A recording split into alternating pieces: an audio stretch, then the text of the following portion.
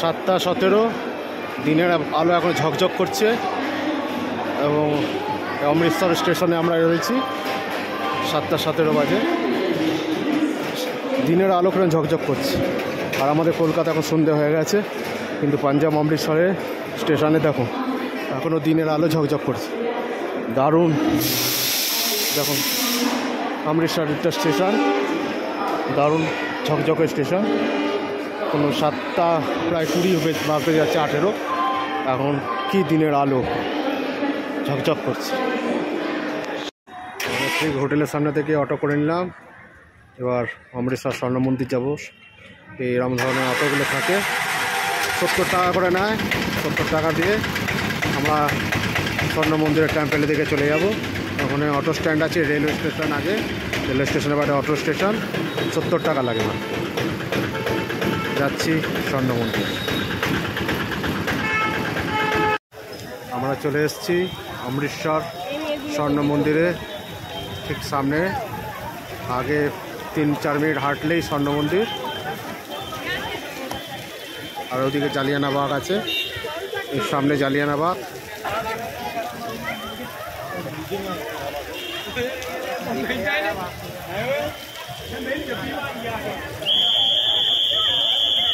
অমৃতসরের মন্দিরে যাওয়ার পথে মনে হচ্ছে এটা ম্যান রোড মতো, চারদিকে সারি সারি দোকান আছে দুধারে রাস্তার, এবং খুব পরিষ্কার পরিচ্ছন্ন রাস্তা এবং অনেক চওড়া রাস্তা। এরম রাস্তা দিয়ে সোজা হেঁটে গেলেই অমৃতসর টেম্পেল আসবে। চারদিকটা খুবই সুন্দর এবং দুধারে সারিবদ্ধ দোকান, দারুণ। সমস্ত ভক্তগণ এবং সব দর্শন করে ফিরছে ও যাচ্ছে। রাস্তাটা অনেকই চওড়া, দারুণ।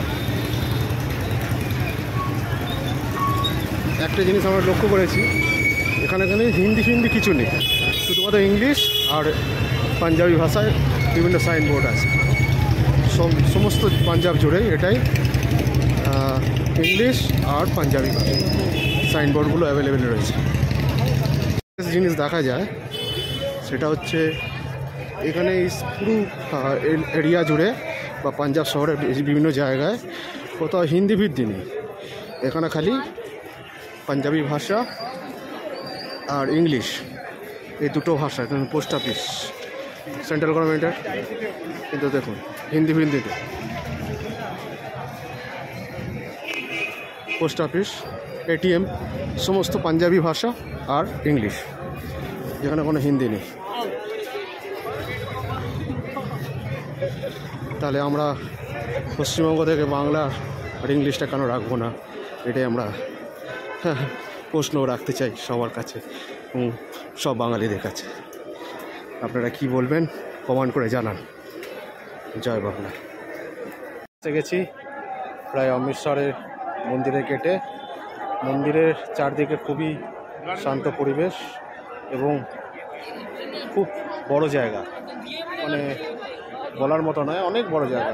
এবং শিখ সম্প্রদায় প্রচুর লোকজন এখানে এসছে, দারুণ, খুবই ভালো লাগছে।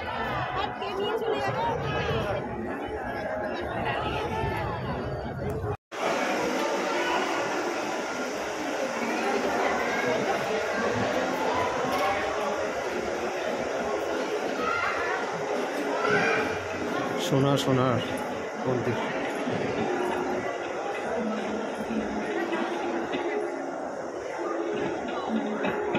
একটা ছোট জলাশয়ের মাঝখানে ওই গোল্ডেন টেম্পল।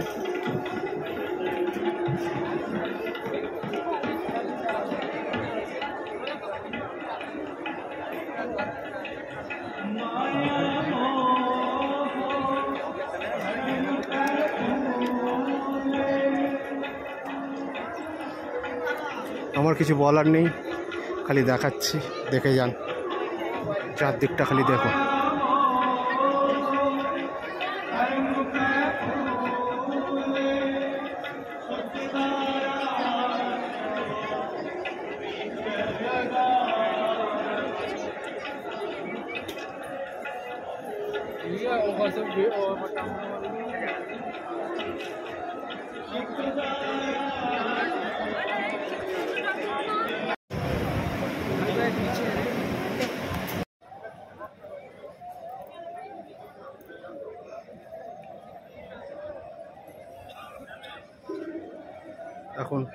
প্রায় রাত 11:30 বাজে, কিন্তু অমৃতসরের ভিড় এতটুকুই কম নেই। 11:30 রাত এখন। দর্শন করে বেরোলাম, খুবই ভালো, শান্তশিষ্ট, একদম নীরবতা, খুব সুন্দর দর্শন হয়েছে।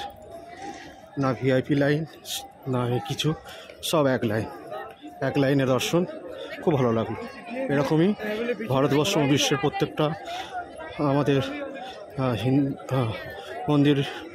মন্দির এরকম করা উচিত, যাতে কোনো ভিআইপি না, সব একসাথে লাইন দিয়ে দর্শন হোক।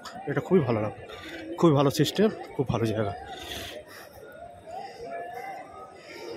জয় গুরুজি, ভাই গুরুজি ফলসা, ভাই গুরুজি ফতে। 7:17, দিনের আলো এখন ঝকঝক করছে এবং অমৃতসর স্টেশনে আমরা রয়েছি। 7:17 বাজে, দিনের আলো করে ঝকঝক করছে। আর আমাদের কলকাতা এখন সন্ধে হয়ে গেছে, কিন্তু পাঞ্জাব অমৃতসরের স্টেশনে দেখো এখনও দিনের আলো ঝকঝক করছে, দারুণ। দেখুন অমৃতসর একটা স্টেশন, দারুণ ঝকঝকে স্টেশন। কোনো 7টা প্রায় 20 বাজতে যাচ্ছে, 18, এখন কি দিনের আলো ঝকঝক করছে।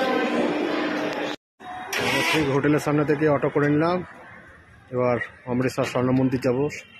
এইরকম ধরনের অটোগুলো থাকে, 70 টাকা করে নেয়।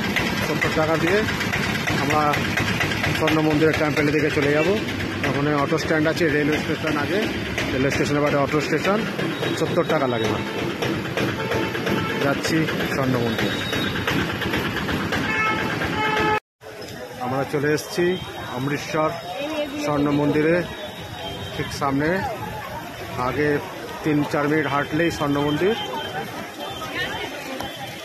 আর ওদিকে জালিয়ানাবাগ আছে, এর সামনে জালিয়ানাবাগ।